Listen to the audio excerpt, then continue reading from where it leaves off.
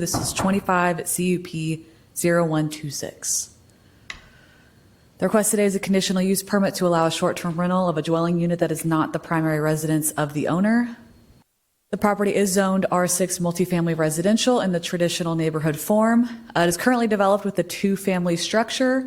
The applicant is proposing to have the short-term rental in apartment 2, but will maintain primary residency in apartment 1. And for the unit that they are requesting the conditional use permit, they said it has 1 bedroom, so allowing for 4 guests maximum. And there is off-street and on-street parking available at the property. So this is just an aerial of the subject site. This is the zoning, again, R6, but it is surrounded by commercial. And then this is just the 600-foot buffer. There are currently 3 conditional use permits approved within that 600-foot. But again, if they maintain residency, then they can have that separation removed.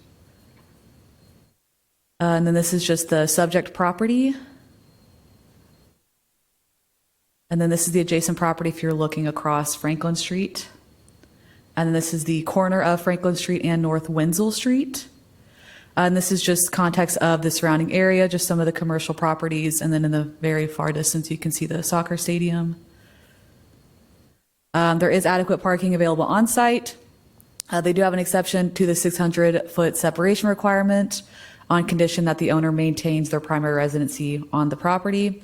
It does meet all applicable standards of the conditional use permit, and it is adequately justified for approval based on staff's analysis contained in the standard of review. And then your required action today is to approve or deny the conditional use permit to allow a short-term rental of a dwelling unit that is not the primary residence of the owner. Any questions for staff? I don't believe so. Thank you. Thank you. I don't have any speaker cards. Has anyone signed up online to speak, or is the applicant in the courtroom? We are here, but I think Sydney's done. Okay. All right. Thank you. Okay. Don't believe there are any. Thank you. So the staff report, Sydney, does say the condition of approval qualifies the applicant for the exception listed in D2A of the conditional use permit standards. So that condition is number 3 on page 8 of 8, correct? Okay. All right. At this point, I'll close the public hearing. We'll move into deliberations on 25 CUP 126. Members, is any clarification needed, or is anyone ready to make a motion based on what you've heard and read today?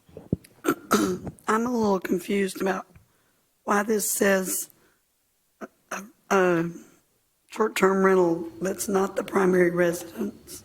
Because there's 2 units on the property. So Okay, they're renting out the other one. So they need the CUP, but the condition of approval is they got to live in the other unit on the property as their primary residence. Thank you.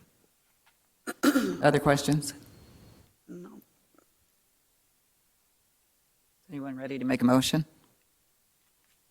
I will move that we approve the conditional use permit based on staff report analysis and the staff testimony that we heard today, including the proposed conditions of approval on page 8 of 8.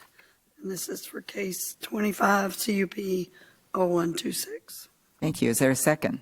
Second, Beta. It's been properly moved and seconded to approve the conditional use permit for the short-term rental on Franklin Street. Roll call, please. Horton, Yes. Beta, Yes. Lewis, Yes. Bond. Yes, the CUP has been approved. Thank you.